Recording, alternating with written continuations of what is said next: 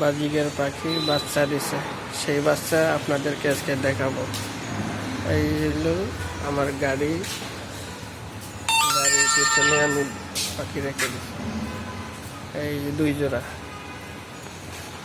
এই হলো পাখি। হাউজের নিচে 2 জোড়া পাখি আছে এখানে। এই হাড়িতে আছে বাচ্চা।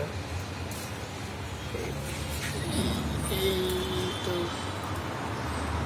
পাখি, এখানে 1 জোড়া, এই যে এখানে 1 জোড়া। এই হাড়ির ভিতরে বাচ্চা আছে, বাচ্চা আরো নিচে আছে। বাচ্চাটা দেখা যাচ্ছে না, আমি তো নিচ থেকে ভিডিও করতেছি।